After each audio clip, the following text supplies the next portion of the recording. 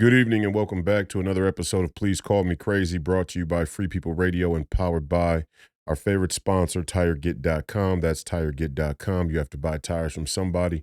You might as well buy them from us and help fund the movement, help support the movement. We believe in the freedom of movement, and that's exactly what the establishment wants to take from you now. I am your host, Royce White, here in the belly of the beast, Minneapolis, Minnesota, for episode 102. The day is Monday, September 25th, year of our Lord 2023, and we're happy to be back with you for another episode. I'm going to start changing the format of the show. On Mondays, we'll do housekeeping. On Wednesdays and any other day during the week that we have an episode, I'm going to get right into the topic.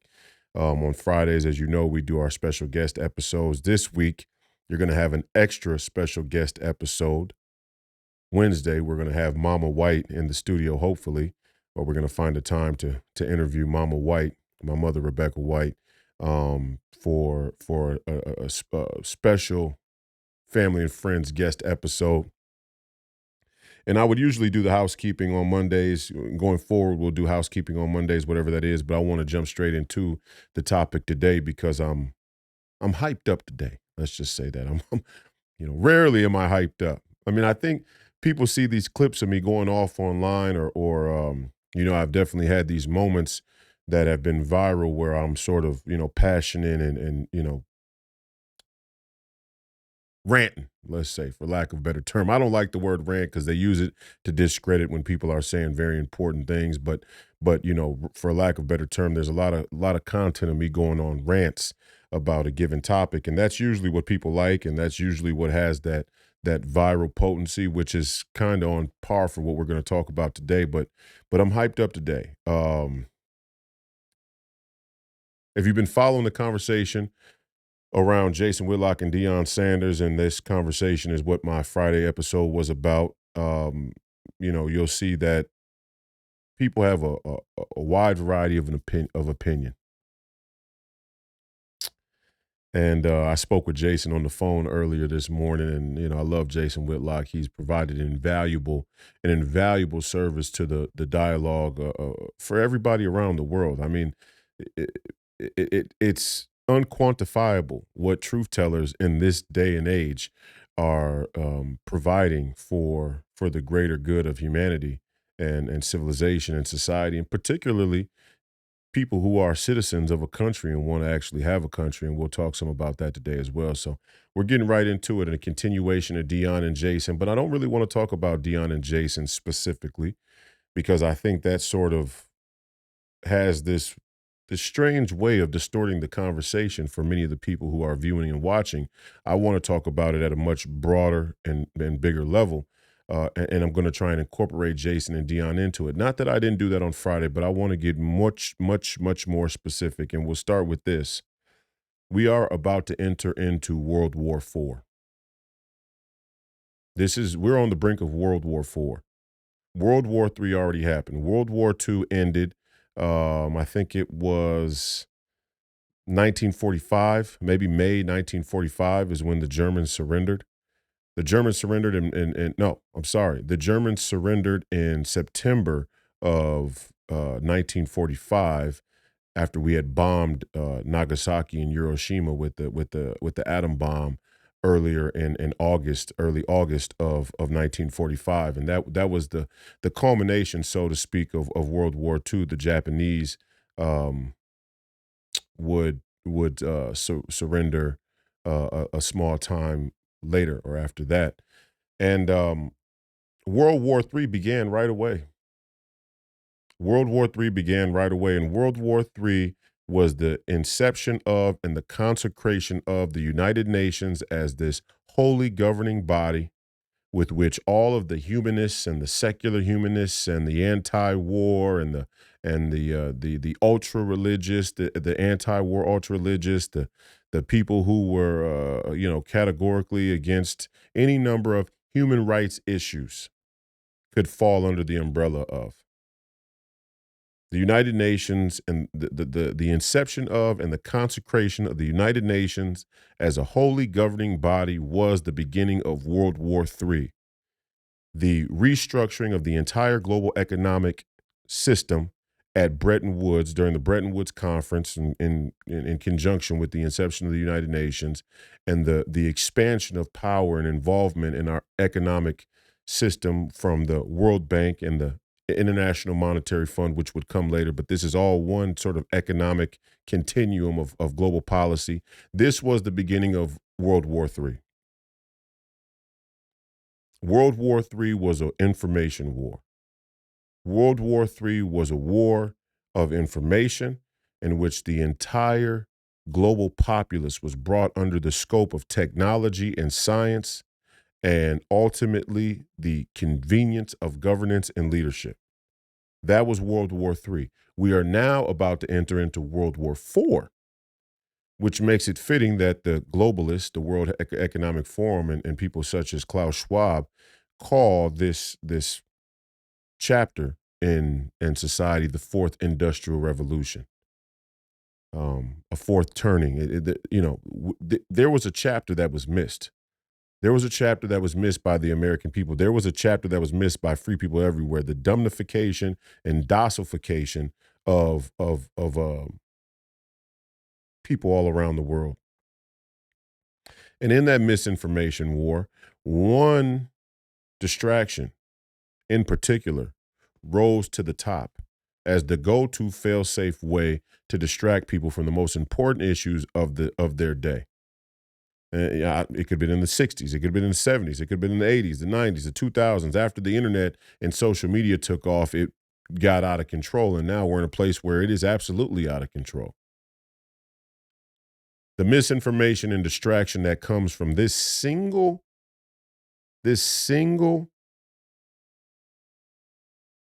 societal, pastime, as they call it. It's not really a pastime, it's full time. But this single area of American culture is maybe the most fail-proof distraction in human history. Manufactured distraction. Because there are things that distract us at a spiritual and physical and anatomical and biological level, right? There are natural distractions from for the human existence, for the human being, for the human spirit. There are things that naturally distract us. This one was manufactured, and it's sports. And I know I saw a lot of comments, oh, well, you take too long to get into it. You take too long to get into the content. Look, I like to take my time, but if you want to fuck right away, let's get it on. Let's get right to it. See, the Jason Whitlocks of the world are really being kind to you.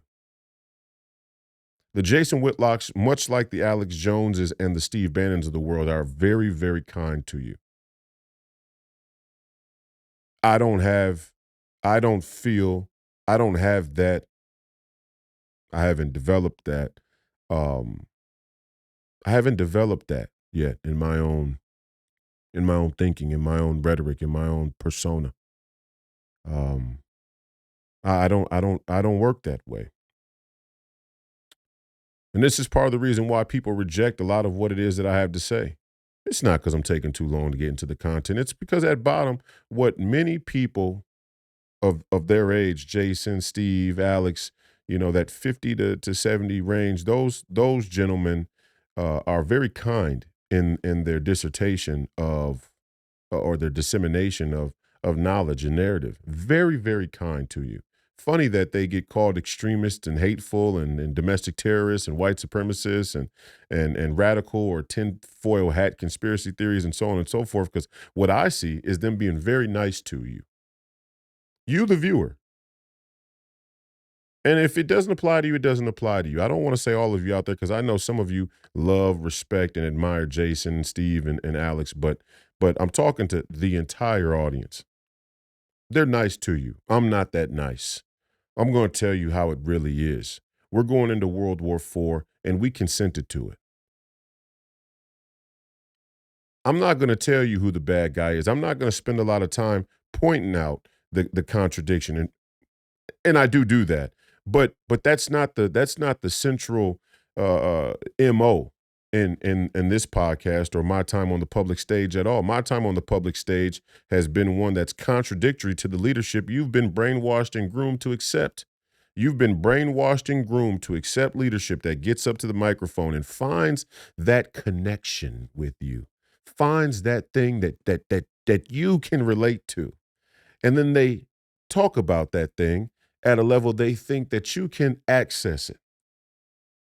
My time on the public stage, what I'm talking about on this podcast is skipping past all the pleasantries to say in indisputable fashion, none of this is outside of our control because none of it is without our consent.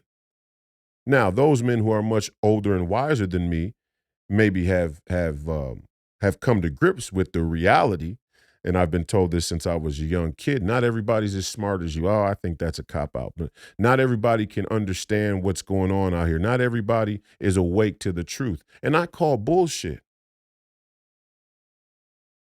I understand that it in reality it starts to function that way, but I question the motive. I question the spirit. I question how much people can really understand and how much they're just willful participants in. Right. None of what we are facing today is outside of our control because none of it was without our consent. In my time on the public stage as a young 32-year-old black militant smash mouth nationalist populist is to tell everybody out there to cut the shit. Cut the shit. This is all with our consent. And I'm going to demonstrate in multiple ways over the course of this episode how this is with our consent. And I know you may not like it because it's much easier to give you a boogeyman or a bad guy and tell you they should be your focus. But I'm here to tell you, look in the mirror. You should be your focus. Your willingness to accept tyrannical governance, your willingness to have your rights stripped away from you for convenience, your willingness to buy into and pay for cultural distraction while they take those rights and deploy tyranny against you. That's what you should focus on first.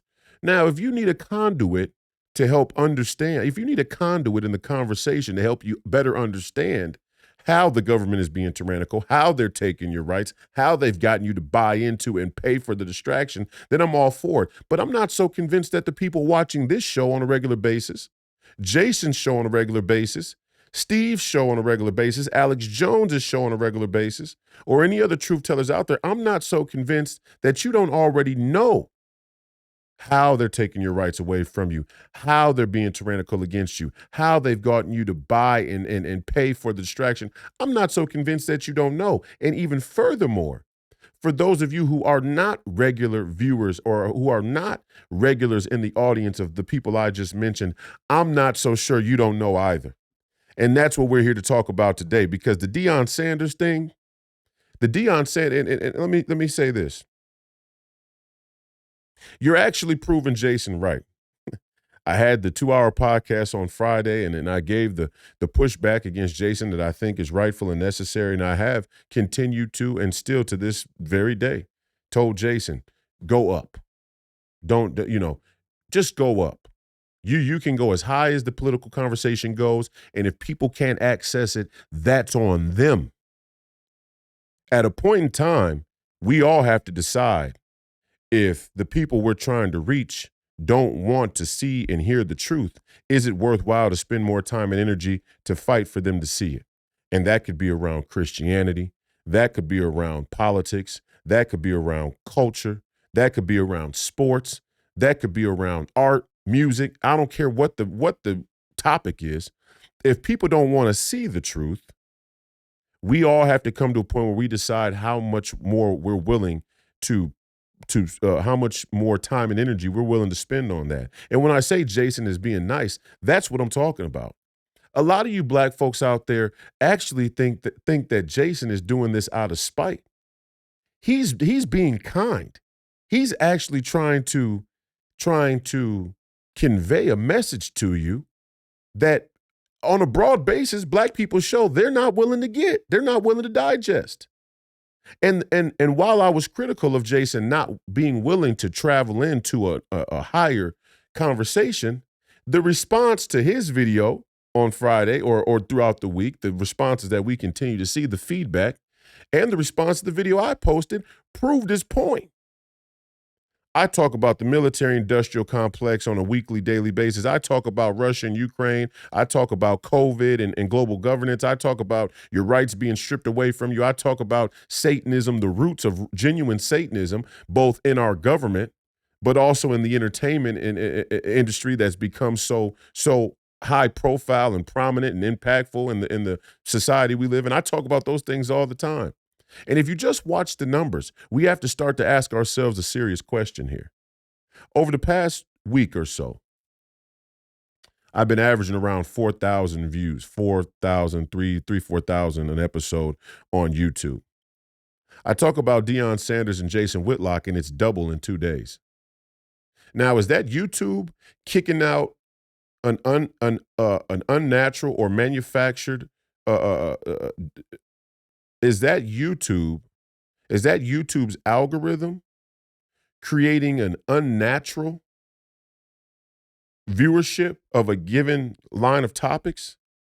Or is that us training AI in what we like to focus on in society?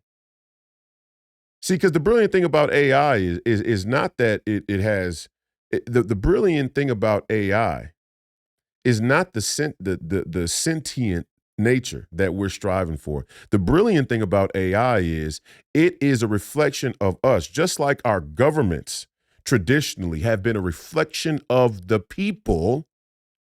AI will be the ultimate reflection of the will of people. I'll say that again for the people in the back who just came because the title had to do with some pop gossip sports topic that they get off on having an emotional investment in. The brilliant thing about AI is not the sentient nature we're striving for. The brilliant thing about AI is that it is the ultimate reflection of our will. It's the ultimate reflection of the people. Where governments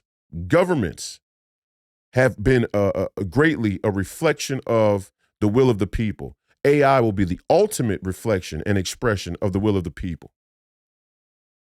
That's the brilliant thing. So I can't tell, just like Jason can't tell, or many other people in the media, podcast, content creation landscape, we can't tell if YouTube is Jimmy rigging the algorithm to generate more traffic, which then generates more distraction or eyeballs around a given topic that isn't really mean shit, or if you all out there in the audience really just get off on watching shit that doesn't mean shit. Hard for us to tell. I mean, and this is something we got to sort out and sort out quick. And this is the danger of AI. This is the danger of artificial intelligence and this technocracy and fourth industrial revolution and algorithms and the whole thing. This is the real danger. Hard to take a real head count. Hard to have a real good grasp of the spirit of the times, the zeitgeist, as they would say in the German language and lexicon. It's hard for us to see or understand what's really happening to the conversation itself. We don't know. Professor Penn here for GhostBed. Because sleep is super important to your health, recovery, and performance. I know for me, getting a great night's sleep helps me perform my best throughout the day. Our friends at GhostBed make super high-quality mattresses at excellent prices so you can finally get a supportive night of sleep. We love GhostBed because it's a family-owned business. They've been making mattresses for over a couple of decades now, and they've made an art of using high-quality, super cooling materials. You won't wake up in a pool of your own sweat sleeping in these beds, even in the dead of summer. You get a 101-night sleep trial along with free shipping and returns when you purchase a mattress, so you can try it in the comfort of your own home. And GhostBed has a dedicated team of sleep experts on standby to help you find your perfect bed. Head to ghostbed.com/Royce today and use promo code FPR for 40% off site-wide. They also have RV mattresses, foundation sheets, and cooling pillows. Head over to ghostbed.com/Royce and use promo code FPR for 40% off site-wide. Maybe YouTube's AI algorithms are so smart that they are naturally guiding people towards their instinctual habits. And make no mistake about it, this is what they said they would do. This is what they openly said AI and big tech and social media was built to do. To use the human psychology, mental health, use the human psychology to understand how to better keep people in a rat maze. And if part of keeping you in that rat maze is to give you more of what you think you naturally are interested in on your own, that's exactly what the fuck they'll do. And the Deion Sanders things proves Jason's point. It proves Jason's point at a level more profound than he's even saying. Now, if many of you want to question me and my integrity, just go fuck off. I mean, give me a break. Give me a break. I spoke out against the NBA and globalism and globalization before Donald Trump ever thought about taking a walk or a ride down the escalator. I was talking about globalism in 2012.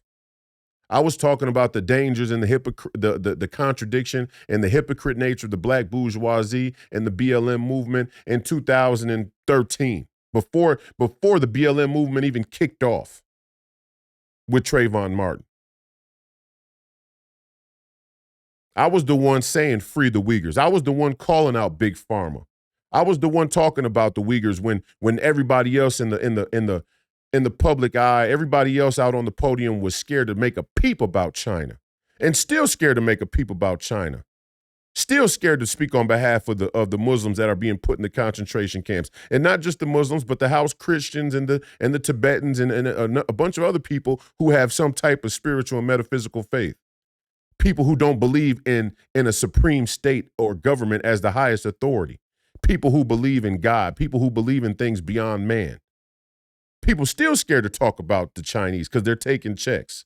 I was the first one calling them out. A lot of these black celebrities, like Deion Sanders, mind you, who won't talk about China either. I guarantee you that. But y'all want to defend him. And I'm not saying I don't like Deion Sanders. And I'm not saying that everybody has to talk about every issue.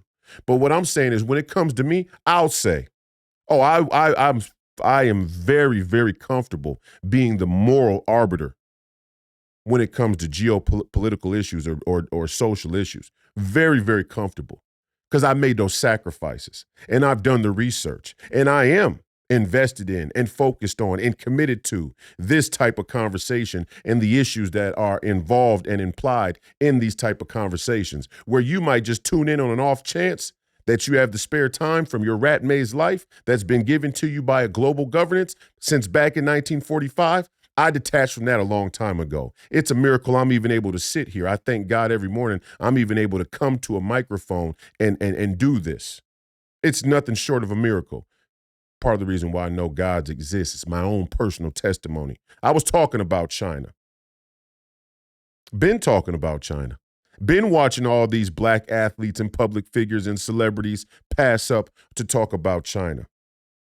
When George Floyd was killed, I brought and organized hundreds of thousands of citizens on a continual basis over 3-4 months and brought them to the most important places in Minneapolis to help guide the worldview about what was taking place instead of what CNN and the Don Lemon Finocchios were trying to push on their liberal mainstream media industrial complex outlets. Out there in the streets. I was in the streets. And I was in the streets with white liberals, millennial white liberals who are committed to a cause. Some don't know what the cause is. Some know exactly what the cause is, but it surely ain't the cause they say. I was out there with them, ministering to them, and a lot of you black folks were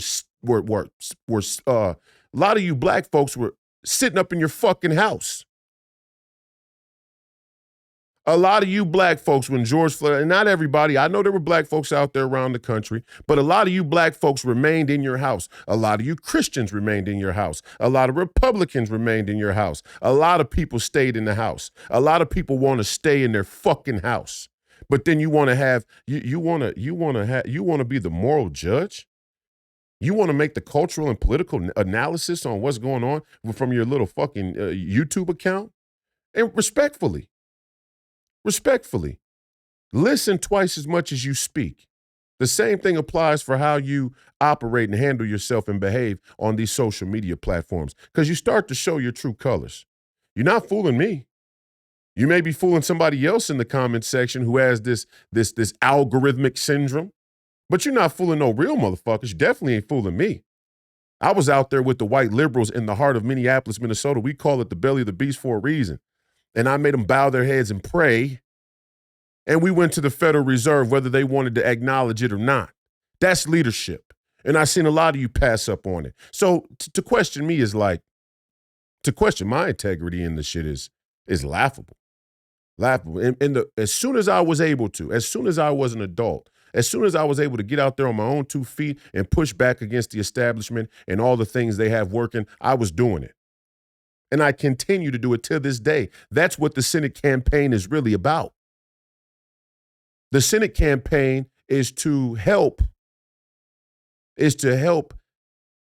encourage people that their citizenship and the power of we the people is something that could actually change and benefit not only the American people as a whole or the nation, but you as an individual. The Senate campaign is about the promotion of self-governance and how the Senate has become the swamp that Donald Trump said it is, of crony capitalists who fatten their pockets and they come to the camera or the podium and speak about cultural wedge issues to let you get your rocks off and feel like you have political power. They want to give you the perception of political power. And as soon as they get off the camera, they go right back to fucking you. And so you guys got me hyped up today. I've been trying not to swear, but it's getting out of hand. Why do you think that people have such an emotional investment in this Deion Sanders story? Why? Why is it so important?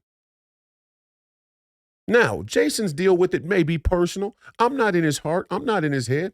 I'm not defending him. I'm just telling you how it is. Yeah, there is a serious problem in our community and in our entire American culture with false idols. There is a big, big problem with false idols, and it's not arguable. It's not really a debate. The debate is it's self-fulfilling. The debate doesn't really, there is no debate. Because if we weren't constantly distracted by false idols who were propped up and given to us through these distractionary mechanisms and industries, there'd be no way that you would let the government do what it's continued to do to you, or the corporate people it works at the behest of, or the crony capitalist puppet politicians there in D.C. There'd be no way you would willfully participate in this system unless you were following or worshiping false idols. Now, you can say that's not me. But when Jason makes a general cultural analysis about the state of Black America, where's the debate? I mean, and even if you want to take it at this level, if Jason is saying that the Deion Sanders phenomenon is actually a microcosm for how individuals make themselves their own idol. And in making themselves their own idol, they start to worship and admire and follow other more famous or high-profile individuals who make themselves their own idol. We're still talking ball. We're still talking shop. This is a reality. You explain to me in the comments. I see some of you in the comments. I just said, hey, I'm just gonna go on the podcast and talk to these people if they got the fucking balls to come back. I can't go through every comment and start getting in some back and forth in the comment section. I don't got time for that shit. But I'm reading the comments. I'm reading the feedback because I want to see what people actually think. It's interesting for the life of me, when I walk outside or I wake up in the morning and I read the Federal Register or I go to the Washington Post or I'm in an Uber, for example, last night, and I'll talk about this in a little bit, I got 2 Somali Uber drivers over the course of the day. And the Somalis tell me in the Uber, we don't support the LGBTQ community. We don't support the LGBTQ agenda. We don't do that with our kids and our families and our homes and our communities. We don't do that. Somalians, we align 80% with conservative values. We don't like Ilhan Omar. She's fake.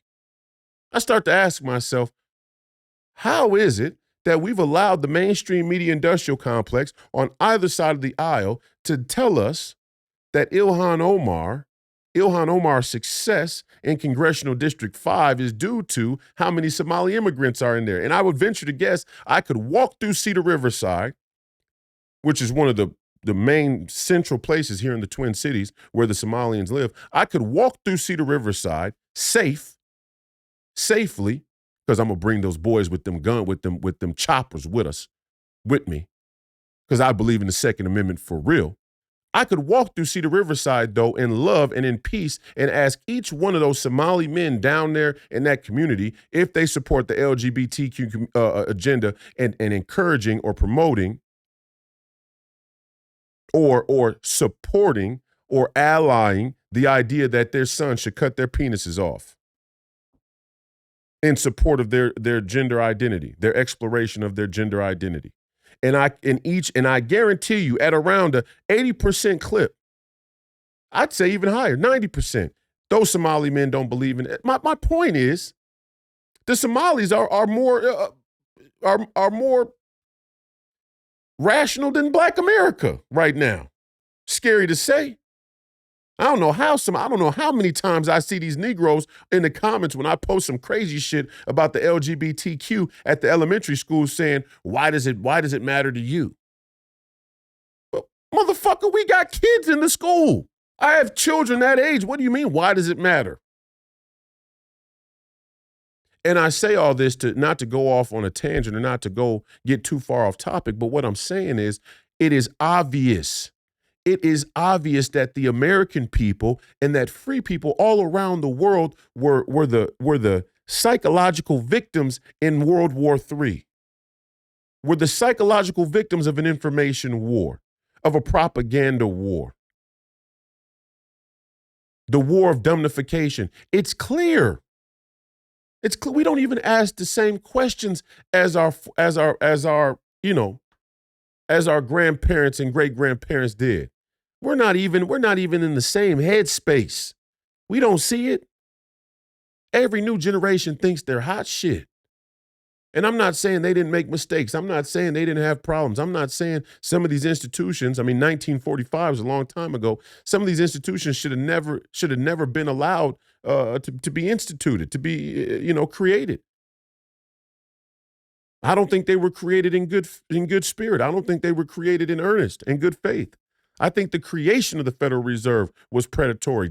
Edward Griffin shared with us how the inception of the Federal Reserve at that time was predatory and corrupt. If you didn't see that, go back and watch the episode Creature from Jekyll Island with G. Edward Griffin.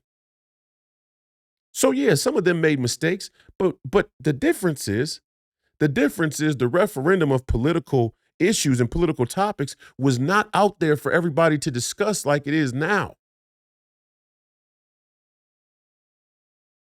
We live in the proliferation of politics. We are living in an age where politics has become proliferated. Meaning, the issues, the information is out there for all of us to access. The information is out there for all of us to see.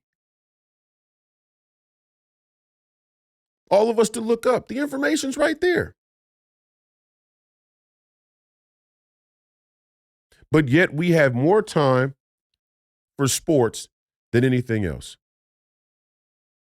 And we say we're not idolizing. We say we're not worshiping him. No, we're not worshiping him as an individual, but we do worship sports as a suitable distraction to more important things that pertain to your citizenship or your right to be a sovereign human being under the rulership of God, a creator. We do show a worship of that. And I think that's exactly what Jason is talking about for the most part. It's like, do you kneel at the altar and say 10 Deion Sanders? Right? No, that's not what we're saying. That's not what I'm saying anyway. And this ain't even really about Deion Sanders. Now, Jason has a more specific political point that he's trying to make about Deion Sanders and the nature of celebrity as it functions for Black America writ large, and some of that is true. We all pick the topics that we want to talk about to drive home the points that we want to drive home. If he wants to use Deion Sanders, it makes sense because all of y'all are, I mean, Deion Sanders was trending. And you all have been trained to think that somebody trending is an example of success.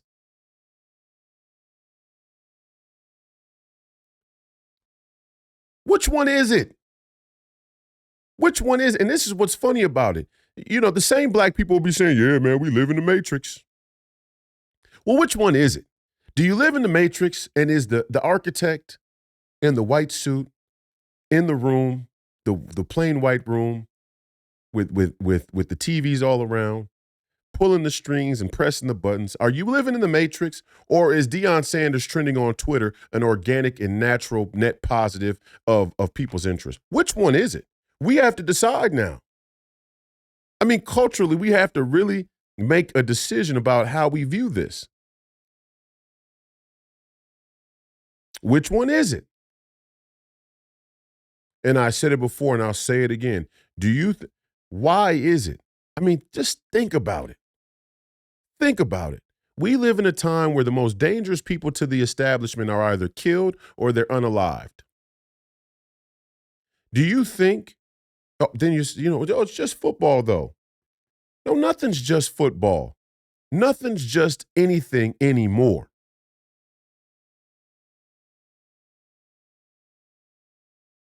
In reality. And then I had somebody make this. I mean, it's a constant reminder, and it's beneficial for me. So don't get me twisted here. I enjoy it. I love it. I've signed up for this. This is good, and I think it's productive for me as somebody who wants to represent the people to both give a message that inspires people to a higher intellectual understanding. That's what real leadership is, not just parroting to whatever people will click on. It's productive for me to see what people have to say. Because then I can start to diagnose where the gap is in critical thought and logical thinking. You know, in critical thought or what they would call first principles.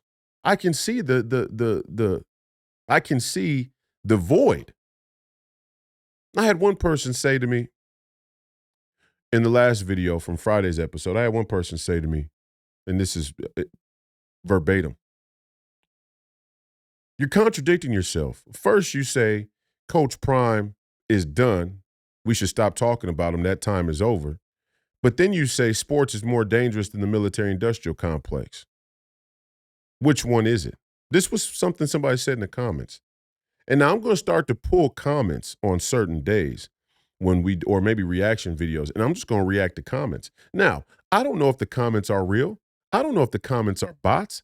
I don't know what the deal is with comments in general. We haven't even worked that out, but we all pretend as though we know exactly what the comments are doing. I don't know what the comments are doing, but I'd love to be able to take this comment as an intellectual idea and help frame how the crisis of first principles in the online or internet dialogue is profound. And it is profound. You're saying Coach Prime is done. We should stop talking about him because it's not that important. He's not that important. And yet you say that sports is more dangerous than the military-industrial complex. Yeah, I did say both things. And both things are true. Deion Sanders is not the be-all, end-all of is not the be-all, end-all of political focus, social focus, cultural focus. It shouldn't be. He shouldn't be. At the same time, if you equate Deion Sanders to the entire sports culture worldwide, I question your IQ. Honestly, I question your cognitive ability, your fundamental cognitive ability, if you can't make the distinction of Deion Sanders and this specific moment in an American college football history and the entire sports culture worldwide and the impact or function it has as a distraction from people's real politics. If you can't make that distinction, just unsubscribe. Go continue to be a jerk off. I'm not in the business of trying to reach you. I'm really not. Because to me, it would seem you're too stupid for us to even merge plot. We could never merge plot. You're too dumb. And I'm also into separating the dumb and the weak from the strong in the dialogue. Like I said, I don't want 1 million subscribers of people who are jerking off. I want 10,000, 100,000 pipe hitters.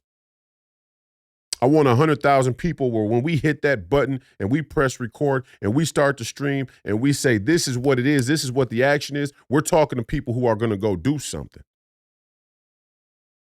That's what I'm here to do. I'm the hatchet man. In the smash mouth nationalist populist movement, I am known as the hatchet man. I'm not here to play around. We don't have no more time to play around. Go play around with your mama and them. I'm not going to play with you. Yeah, Deion Sanders is not the most important issue, should not be the most important issue on anybody's mind, given what we're looking at globally as a society. He shouldn't be the top of the list for anybody, and that's Jason Whitlock included. But the idea and the function of professional sports and idolatry as a global issue is more dangerous than the military-industrial complex, because sports and distractions like sports and the idolatry of certain celebrities and individuals who often are puppets or controlled opposition has functioned as a distraction from what the military-industrial complex is doing at such a level, it makes one think that the military-industrial complex is in charge of the distraction. And in that way, it makes it so. It makes it a truth. It makes it indisputable that the product from the military-industrial complex is more dangerous than the complex itself. The complex has provided you a distraction that's going to keep you in the rat maze so you can't ask basic questions. Who are you talking about? Well, what do you mean the military-industrial complex? You say that all the time. It's a big word. You just want to sound smart. I mean, that's how fucking dumb we've become as black people. You can't even say a basic term, a basic political term like the military-industrial complex without black people presuming that you're doing it just to sound smart. How fucking dumb, how fucking self-doubtful and self-loathing are you? Military-industrial complex is too hard for you to grasp? Maybe it's because in your public schools that have slowly been decayed to the point where the average American parent doesn't even realize the LGBTQ has taken complete control over the elementary level learning. Maybe it's because in those same schools, when you were coming up, when they taught you about JFK and all this American history, they were very intentional in the curriculum to leave terms like the military-industrial complex out. Why? Because the schools teach you to be a worker. They don't teach you to be a thinker. The schools teach you how to follow directions, how to sit down and shut up. And they function like that well before the LGBTQ took over, well before. Public school and school in general has been functioning like that for a long, long time, especially in this country, but maybe since time immemorial of schooling itself. Military-industrial complex. Let's get to the CIA. The CIA, Operation Mockingbird. What do you want me to say? What do you want me to dance around? So I'm tap dancing when I'm talking about Jason Whitlock, but you have more focus and emotional investment and have more emotional initiative, let's say. More emotional initiative to actually comment under a video when we're talking about Deion Sanders and Jason Whitlock, and Jason has it wrong? How much do you comment when we talk about military-industrial complex? How much do you comment when we talk about Operation Mockingbird? Go ahead in the comments now. If you want to leave a little comment about the Deion Sanders and Jason Whitlock uh, debacle, whatever you want to call it, dispute, debate. If you want to leave a comment about that, great. But also, leave me a comment about Operation Mockingbird.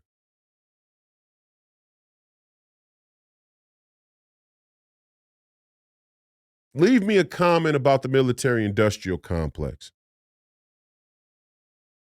Leave me a comment about Operation Paperclip.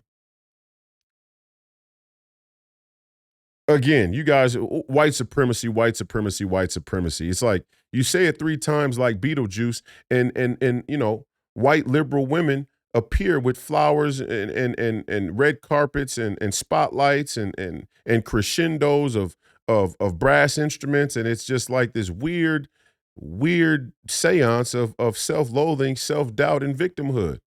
And I'm not saying that white supremacy doesn't exist, but it's so funny how selective we are. And even more than selective, we're just really shallow with it. I mean, we're so shallow with our discussion around white supremacy. We're so shallow about it. It's shallow. It doesn't hit any third, fourth rails. It's just kind of milk toast. Even when we talk about something with implications as grave and dark as white supremacy, we talk about it in a milk toast way. You think that's by accident? Maybe you are just an idiot organically. I tend to believe that the CIA and the military-industrial complex and the social psychological scientists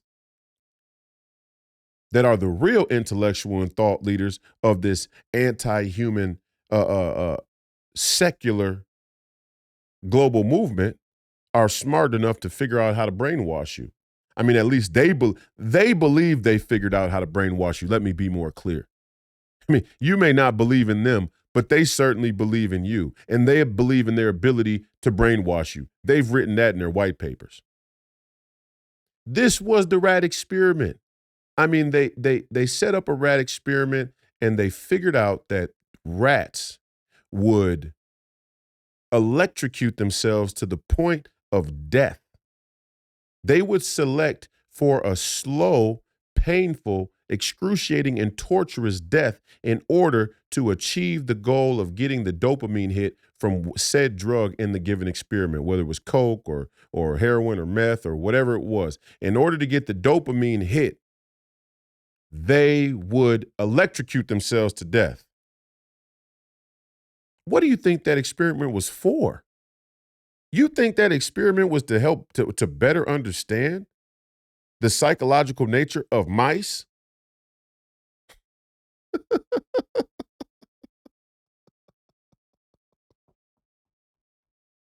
You're the rat. You don't get it. You are the mouse. You are the mouse living in the rat maze. You're the mouse running over and taking cheese off of the rat trap playing Frogger is the game we used to play. I don't know what it's called, but playing Frogger out there in the traffic of human existence. You're the mouse. You are the rat. Let me say it as clear as possible. You're the rat. Now look out in your life. Wake up in the morning, sit up on the edge of the bed, and think of all the ways in your life that you are being controlled by powers and government and organizations that preside over you that you don't even realize. Start to think about that. And once you start to unpack that, once you start to unwind and untangle that, then you can start to appreciate the rhetoric and the dialogue and the content of an Alex Jones. I did it early on. That's why I can talk the way that I talk. I did it early on. And I did it with my own life. My rejection of the NBA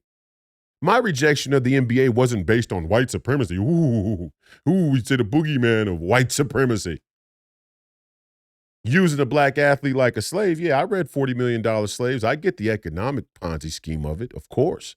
Yeah, that's fucking wrong, and no doubt. But my rejection of the NBA wasn't about white supremacy. It was about psychological supremacy. It was the idea that they were going to use me as a cog in the machine to create a perpetual amusement park that never closes to distract people from more important things. That's what offended me. And when I called them on it, when I called them out on it, they said, yeah, okay, you got us. But who's going to listen to you? We got everybody else. Understand what I'm saying to you. Understand what I'm saying to you.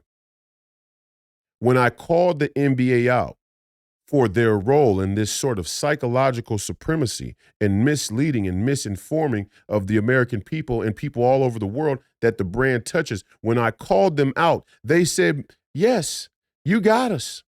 Mea culpa. Mea culpa, we were wrong. But who cares? Because we already got everybody else.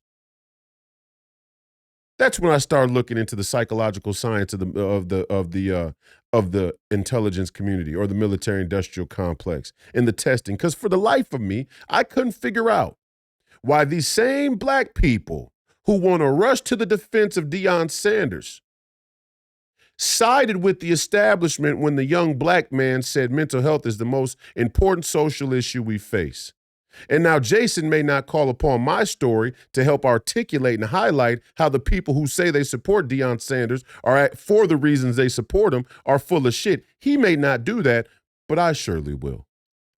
I remember being a 21-year-old kid, still hopped up on Prozac from the medical industrial complex, doing my best to talk in my own voice.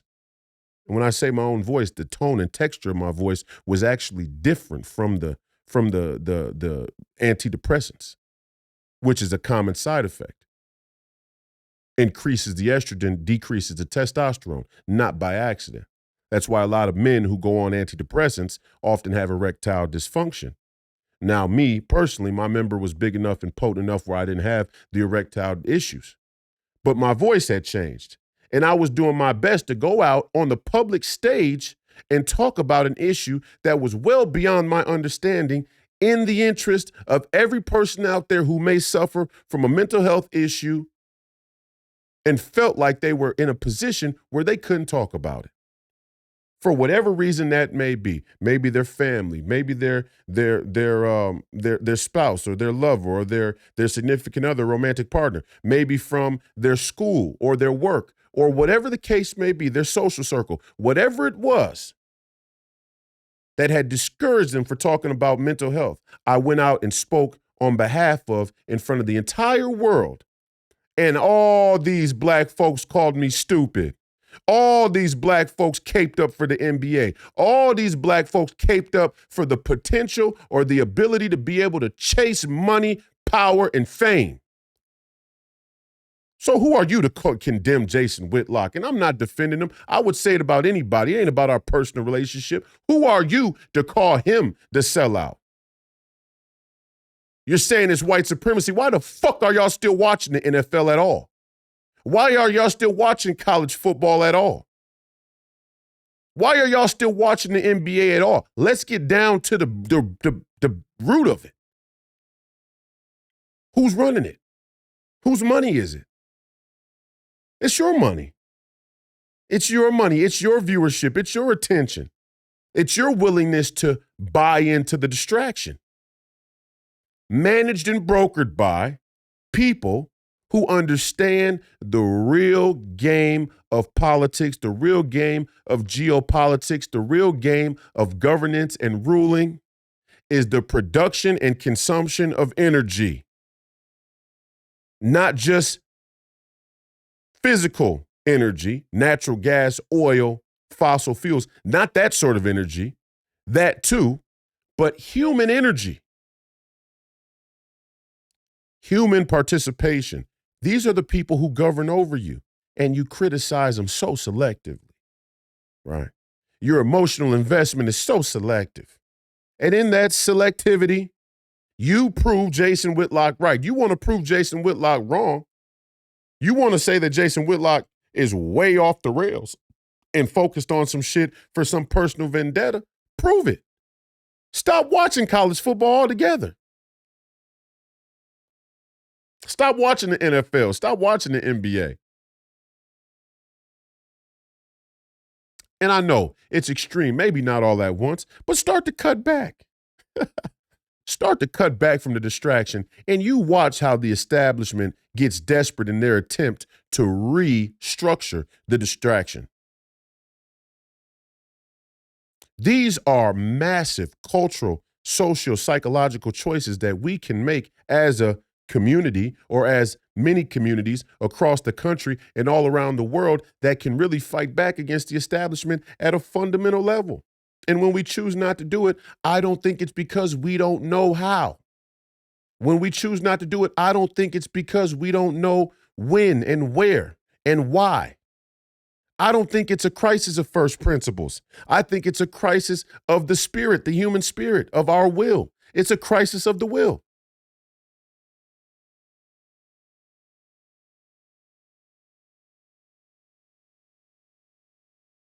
We can fight back against this establishment easily. Easily. Easily. Stop taking the cheese. Stop going for the cheese on the trap. You all know you're doing it. I know I hate to be the bearer of bad news. I know. What's in it for somebody who's creating content to come out and just tell you the raw, unadulterated truth. It's not them, it's you. I know you hate to hear it. We all hate to hear that it's us. We all hate to hear that it's us. We hate to hear it. That's just a common human trait. We hate criticism. And all of us do. Right? And look, let's be fair. I'm not telling you got to stop watching college football all at once. I'm not telling you got to stop watching NBA all at once. Let's talk about sports at a broader level. Is it really Deion Sanders? That's the issue. Is it really Deion Sanders and what Deion is or isn't doing? That's the issue? No, it's not. It's your response and emotional investment in Deion Sanders that's the issue. And again, you show it in your response of Jason criticizing him. Jason has done a great job once again to provide to Jason has done a great job once again to use himself as a litmus test to figure out where black people in America are really focused. And we rose to the occasion again in grand fashion.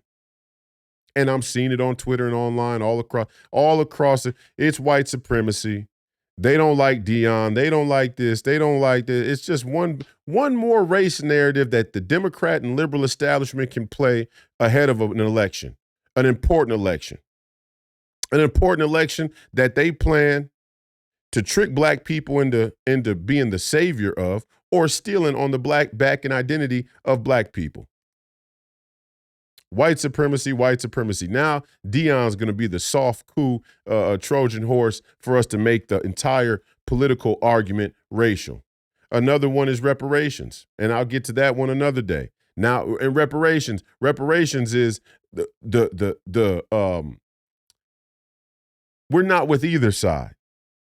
Both sides are corrupt, which is true. We don't necessarily support the LGBTQ getting all this funding, which is certainly corrupt. But now we're for reparations, and we only will take and accept reparations in this specific manner. And you got a bunch of people flocking to that movement, just like they flocked to Deion Sanders. Now, in all fairness to them, at least that movement is closer to being politically relevant. At least it's actually political. But the sports thing is not even relevant. Sports is not really that relevant, other than it has become the the fail-proof go-to distraction for the establishment. Why do you think that sports is a 365-day, 24/7 spectacle? And what I meant to say was the real problem isn't Deion Sanders. The real problem is just how wide the river has gotten for commercial and professional sports in general. I mean, the river's gotten so wide, it's almost sickening. Look, I think Deion Sanders is great, to be honest. Me and Jason disagree on this. Do I think that Deion Sanders will speak about it? Do I think Deion Sanders will risk his own personal gain and success to speak about issues at a deep, deep level, at a dangerous level? No, I don't. No, I don't. To be honest, no. No, I do not. Do I think Deion Sanders would go out and talk about the Uyghurs? No.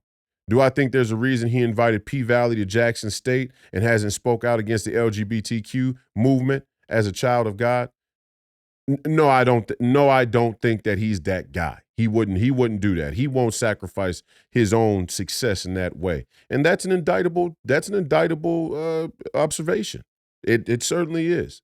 Absolutely. Absolutely. The leaders of men, the leaders of young men should be willing to make the ultimate sacrifice in the interest of truth. That's fundamental to leadership, and it's fundamental to self-sacrifice. Really.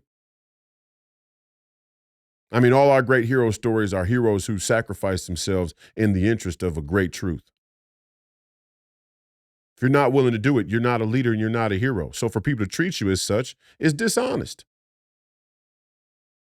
But hey, I don't have to view or consider Deion Sanders in some grand political context. I can understand the political significance and the culture of Black America and America writ large when it comes to sports and commercial sports. I can see it, diagnose it, understand it, talk about it, and leave it at that. And even leave Deion Sanders in a place where I say, I like Deion Sanders personally. I'm sure he'd be fun to hang around, although, these days my conversation often goes political. He may just, not really want to talk about those things, but you'd be surprised what people want to talk about off camera versus what they'll talk about at the podium in a press conference. In fact, I know a lot of people out there who are in front of the camera a lot, who are up on the podium a lot and talk in this sort of monotone, safe, way. And then when they're off camera, they come to me and say, hey, Royce, I wanted to ask you about this.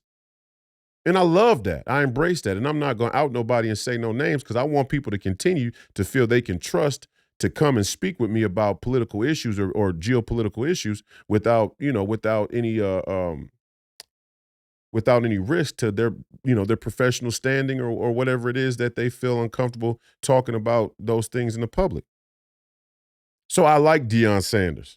I like Deion Sanders. How could you not like the athlete he was? How could you not like his sort of brash, cocky, you could say cocky, arrogant, sort of ways as a football coach. I like it. It was the same as he was as a football player. It's great. Sports isn't supposed to be this little humble nook of society. I mean, this is kind of a cover story that we've told ourselves in the conservative movement is like, be humble. And I'm going to get deeper on this because this is really the nuts and bolts of what I want to talk about today as an intellectual idea to leave you with. So we'll get there in a moment. But my point is, I like Deion Sanders. That's all good. That's all good. It's not even about Deion Sanders. What I'm having trouble with is that you fucking jerk-offs are actually so self-doubtful, so self-loathing, so cowardly in your abnegation of your own self-governance that you're willing to watch grown adults play tag. You're willing to watch grown men slap each other, slapping contests. Those are the two signals from the noise. Deion Sanders doesn't bother me as much because I know Deion Sanders is at least he's actually an entertaining guy. He's an entertaining personality. It's like if you watch The Apprentice, Donald Trump was an entertaining guy. He's an entertaining figure. He's entertaining on the political trail. That's why a lot of people like him and are drawn to him. Alongside of him saying the inconvenient truth that most DC politicians would run from, let alone even whisper, which is entertaining in and of itself. See, there's something entertaining about the truth, and as soon as you bourgeois sellouts realize that, we can actually start to fix things. But We'll wait. We all get to decide how the country goes up in flames now. My point is, I'm not so worried about Deion Sanders and your attention for him. I'm worried about the fact that sports has become such a broad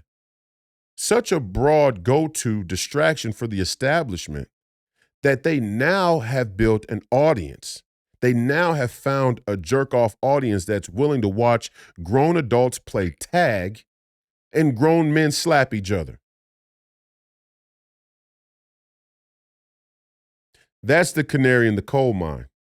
That's what Jason's really talking about.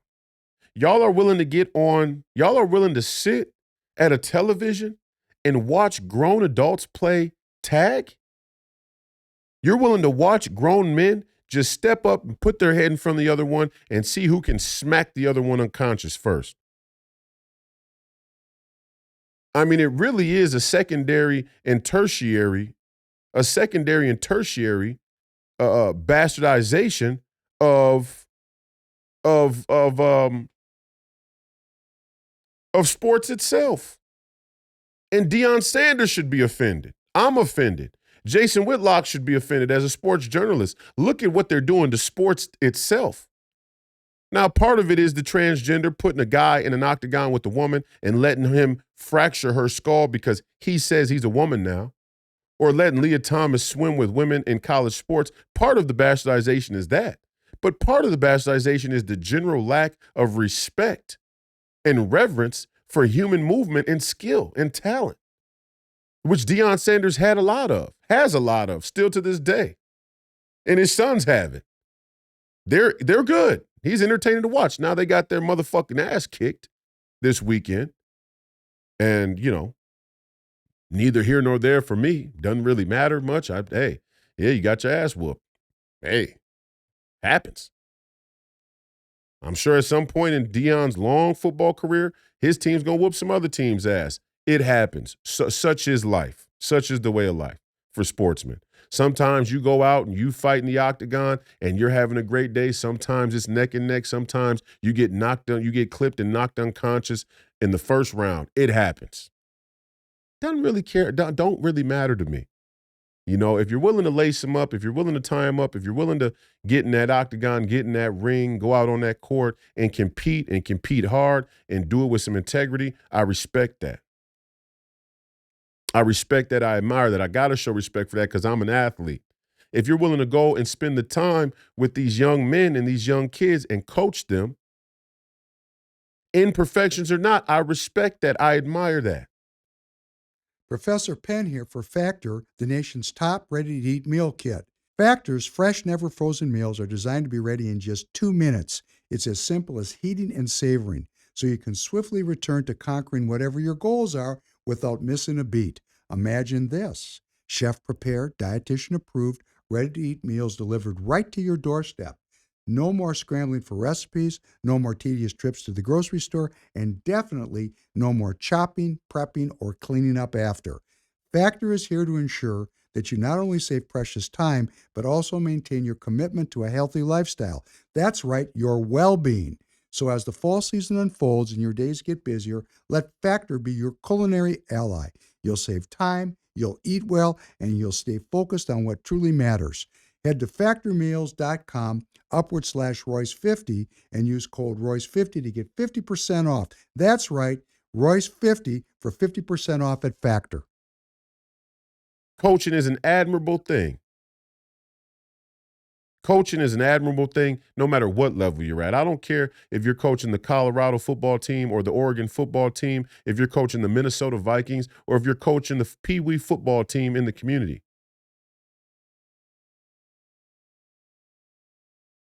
That's admirable.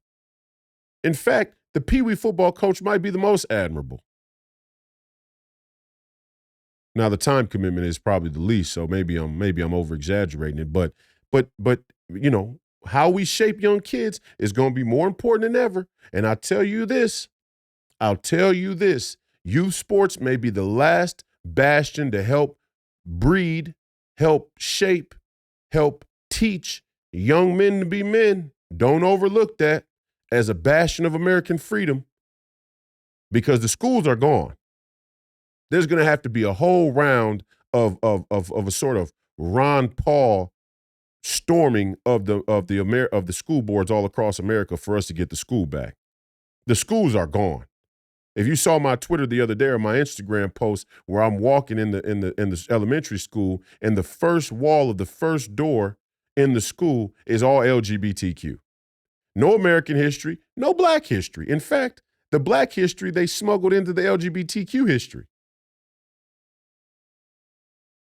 And they had the poster of the black. You got to go to my Instagram and watch this if you can. They got the poster of the black guy with a COVID mask on, and the question was, what did black people invent? On the backside of the little tiny, printer paper size poster of asking the question, what did black people invent?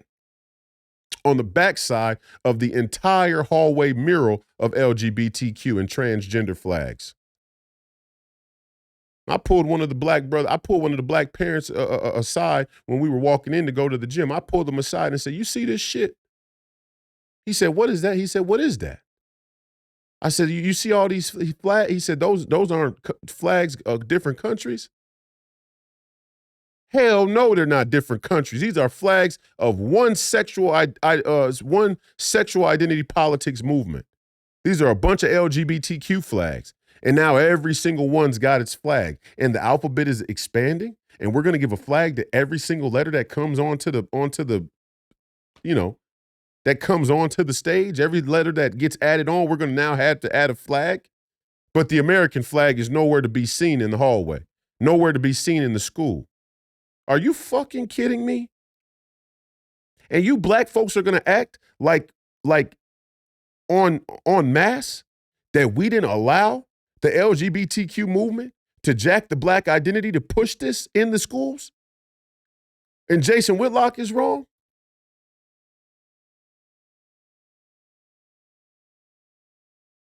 Jason is wrong, but this is balls deep in our schools, for lack of no pun intended.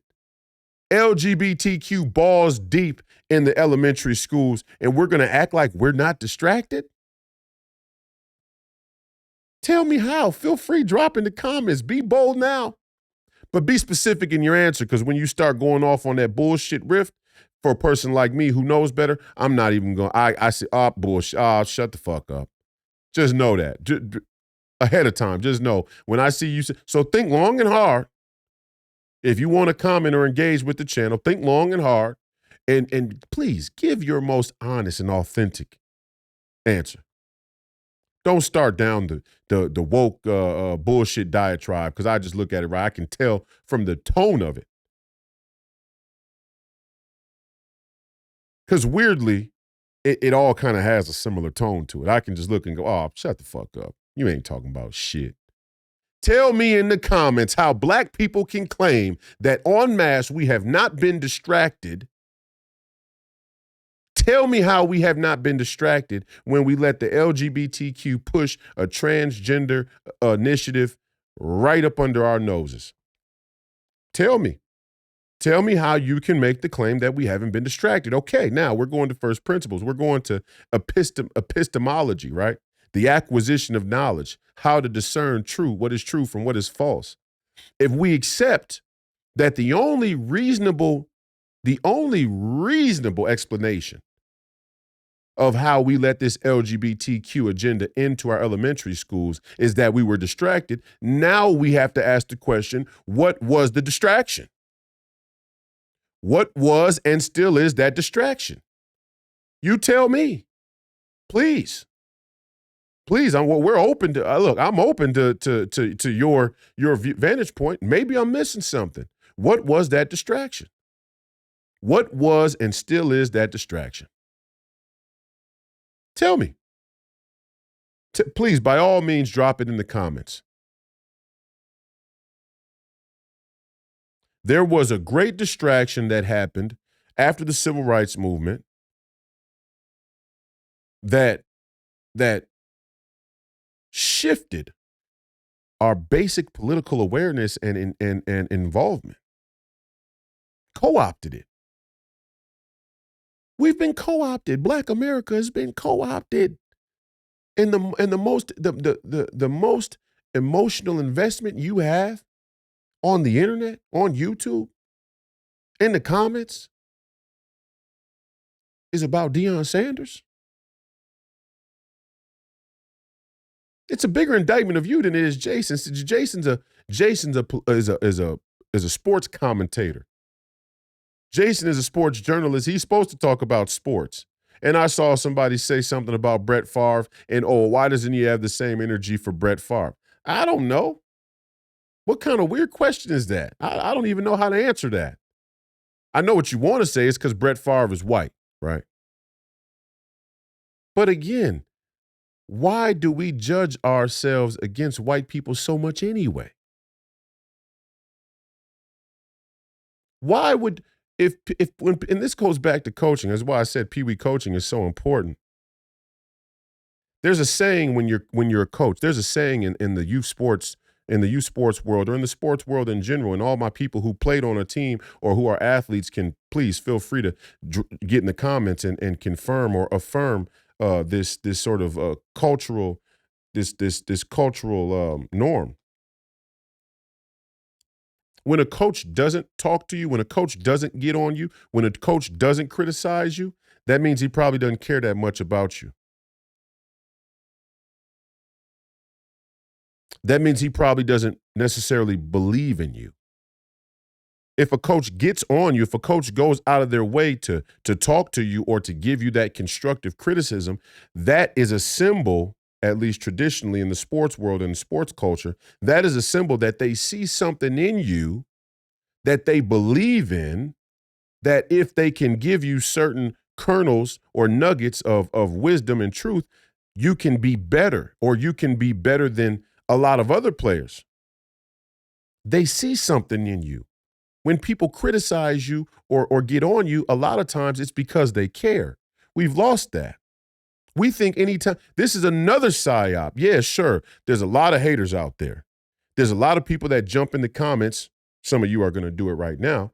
You can't fucking help yourself because you're dopamine in the rat trap. But there are a lot of people out there who just say shit just to say shit. But there are some people who are out there still that say things as constructive criticism to try and help push people in the right direction. That still exists. And we can't lose all faith and belief in that. We can't become a society that's so demoralized that anybody who says something to us that's critical or that disagrees with us is seen as an attack. Now, make that discernment for yourself. When people come and they say things that are so obviously an attack or not constructive criticism, you know what it is. You know how it feels. You know how it sounds. We all know how it sounds. It's flippant. It's sarcastic. It's arrogant. It's whatever. Usually, deprived of facts. And I'm not defending. I told Jason this morning, I don't care what you look. I love you to death. I love you to death. Keep talking about Deion this week if you want to. That's fine. I'll come on the show and talk about Deion with you. Fine. Talk about sports for the next year. Fine. But you got a higher calling, my friend.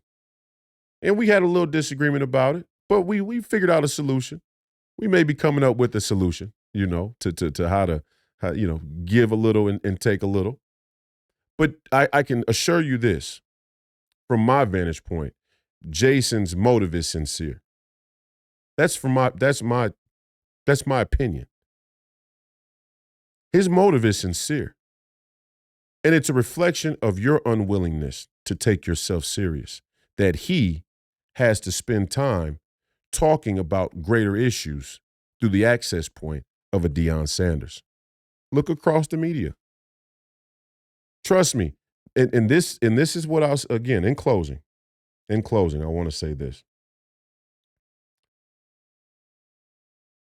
The media, the government, medicine, military, it's all a reflection of the will of the people. None of it is out of our control because none of it is without our consent. None of it is out of our control because none of it has been without our consent. all of these institutions, all of these governing bodies, all of these industries, all of these things that preside over us and have come to have a very dominant impact on our life, were done with our consent. They're a reflection of our will. That's the genius in them. The genius in Satan was to play on the vulnerability in the human will of Adam and Eve. That was the genius. Now, the genius of God and what you have to see what you have to see in the bigger picture, in the long game for God, is that love for God, your surrender to God, your submission to God. In the other episode, or in Friday's episode, we talked about the difference between law and order and peace and order. And the great St. Thomas Aquinas of the Catholic community said, we don't want law and order, we want peace and order. Peace and order. Peace is when man can submit his passions to his reason and his reason to God. Then he can have peace within himself and start to have peace with others, which creates order. In order for man to submit to God, in order for man to love God, man had to do it of his own free will. And it'll be a constant battle and fight for us to surrender and submit ourselves to God of our own free will.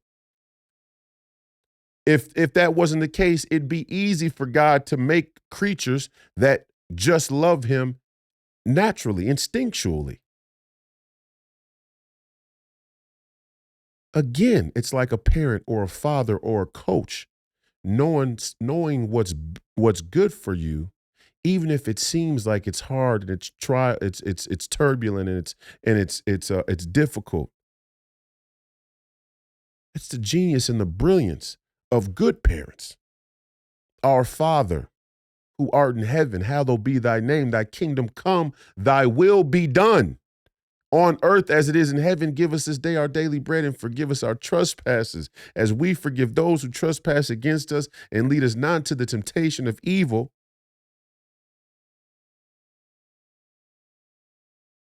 You understand? It's easy to see. The whole thing is a matter of the human will, free will. This is why freedom cannot be bastardized. This is the genius of our founding fathers. Our free will cannot be bastardized or impeded upon, because when the free will is impeded upon, then it actually breaks it severs the connection between you, the potential connection between you and God, because no genuine love for God can be had through slavery. This was the actual criticism of slavery that was the most salient and spiritual, metaphysical. It's not about it wasn't about the cultural view towards bondage. In fact, you could make an argument that we went from chattel slavery to wage slavery. That was just an evolution of slavery. Now we're going to go into technological slavery or artificial intelligence slavery. It's another evolution of slavery. We haven't escaped slavery. They figured out how to make us voluntarily be slaves to our own psychological, to our own psychology.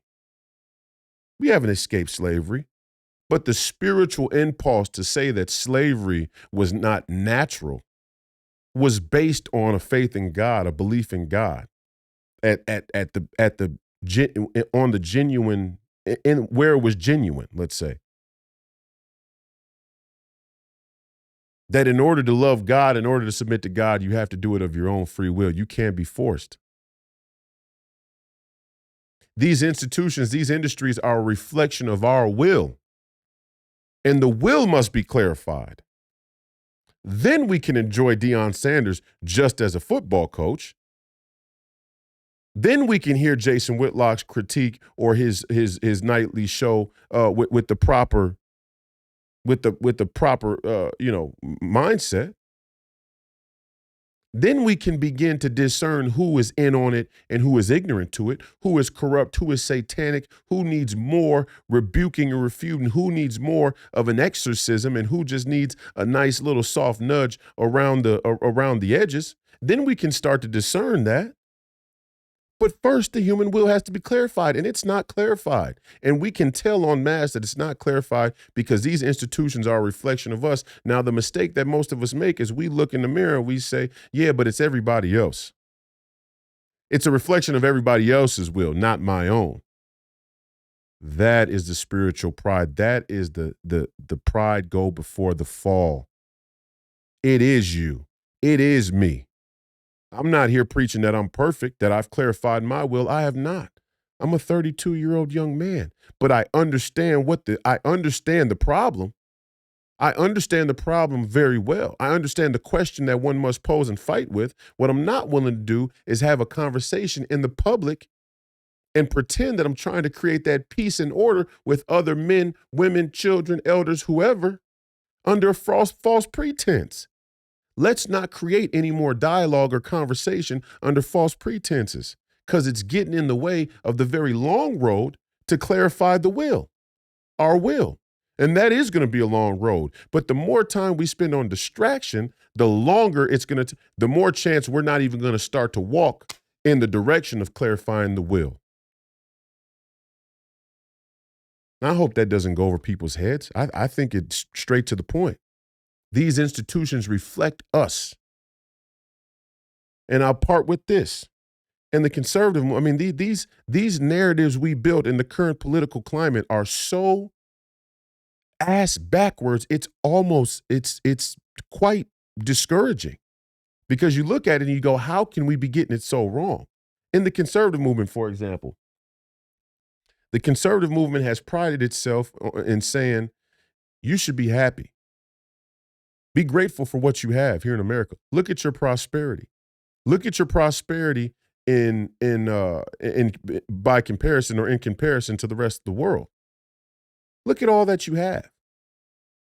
And that's true. We do have a lot. But we shouldn't have to look at the rest of the world or the level of wealth and prosperity that American citizens enjoy to wake up in the morning with gratitude. Even right there, there's a Trojan horse into an investment in the state, in the government, in man, and not in God.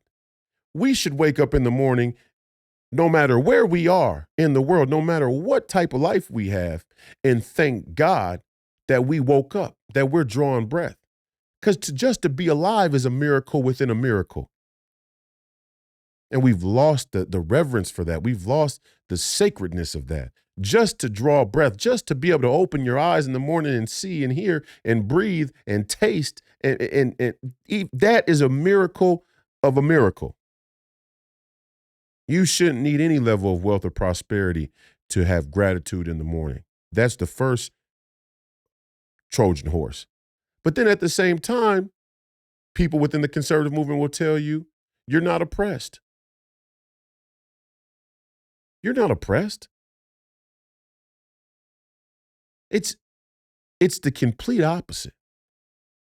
It actually is the complete opposite. Number one, you should wake up in the morning and be grateful without the radical materialism. But in doing so, in waking up and being grateful, having that gratitude, it should grant you the ability to see and discern corruption with righteousness. When you have that level of gratitude, when you live with that level of gratitude, it will begin to clarify the will, and it will allow you to see with righteous eyes. And when you can see with righteous eyes, you can tell which institutions are corrupt and which ones are actually oppressing you. And there are institutions out there oppressing American citizens. This is one of the huge criticisms I have of the conservative movement and its commentators. Their narrative is America is a great country. You're not oppressed. You should be thankful because look at Venezuela. That's a non-starter.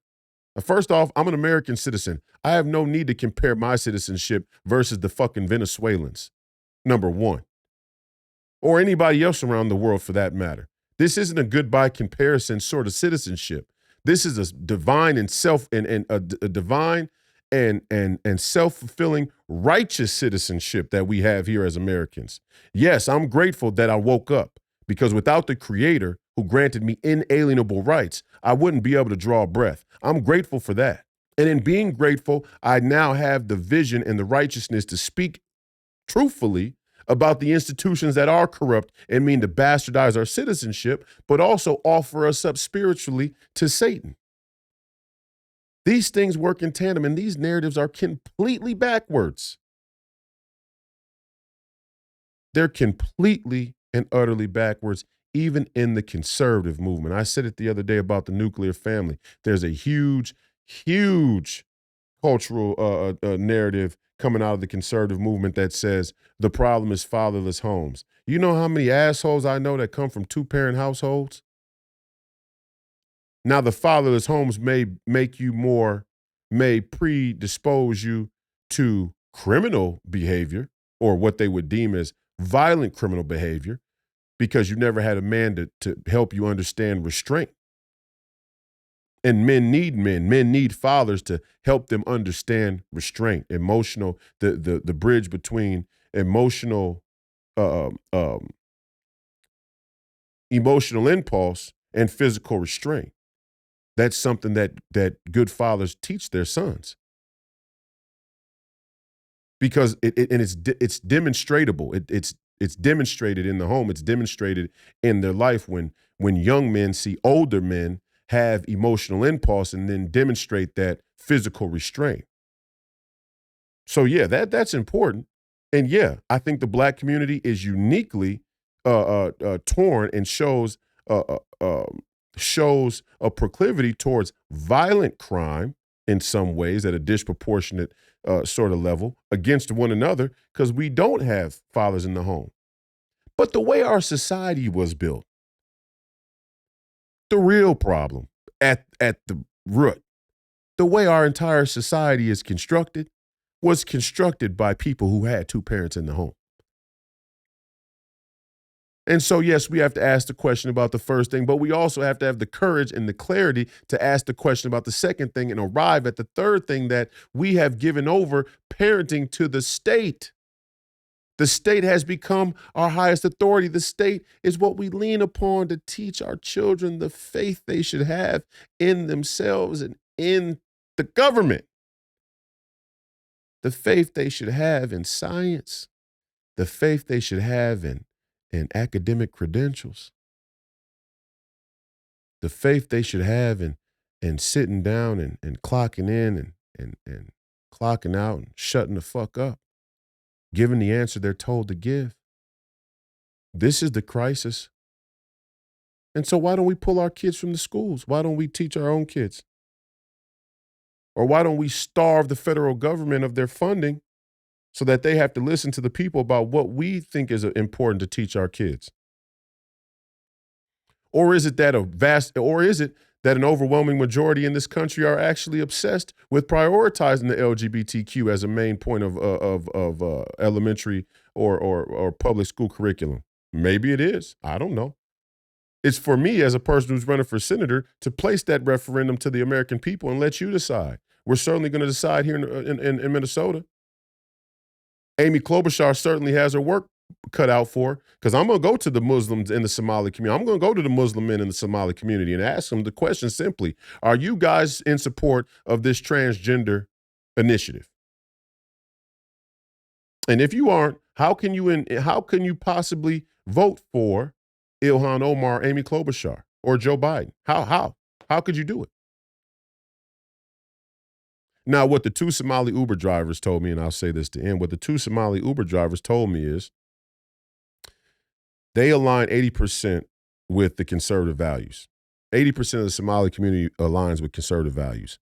The problem they have is that the messaging from the conservatives, the messaging from the Republican Party, which is a broken brand, although I'm running as a Republican, I'm running to help rebrand and revitalize the Republican Party with something that more resembles a party of the people and a party of God, and not a party of neocon, rhino, crony capitalists, low tax, low regulation cucks. what they said is that the Republican Party's message is anti-Somalian. And I sat there for a moment and I thought, without being defensive, which we often do when we're on the side of a fence and we're talking to somebody who's straddling or on the other side of the fence, our immediate response is to get defensive. And I just thought about it. I took an extra moment to think about it. And I came to the realization that he's right. There is a part of the conservative message that is anti-Somalian. There is a part of the conservative message that's anti-immigrant, illegal or legal.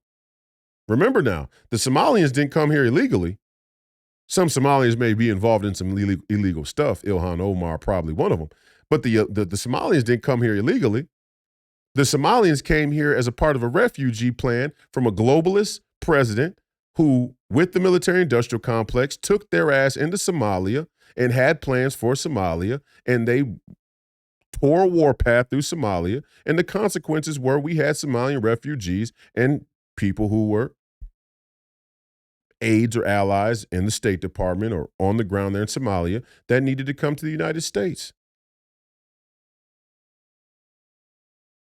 And then they get here to the United States after we go to their country and say we're fighting against these tyrannical tribal leaders in their country. This is like the common globalist drugs, slavery, and piracy business model motif.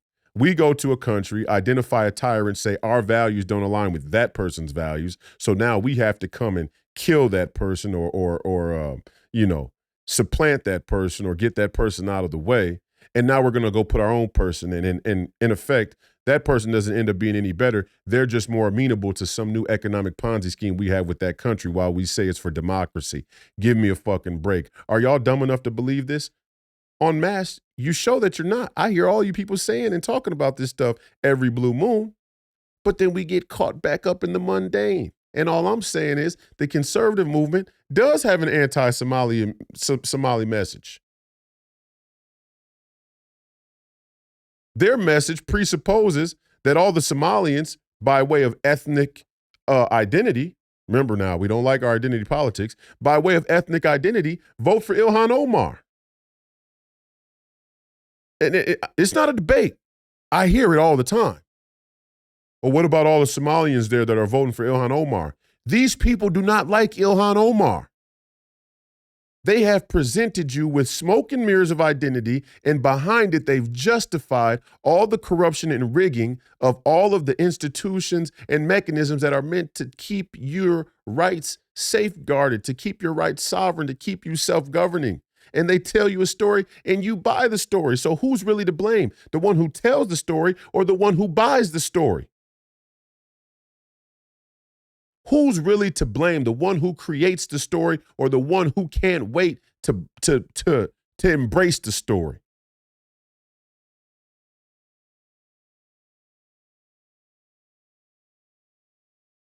Who is it assigned? Who is more corrupt in that equation?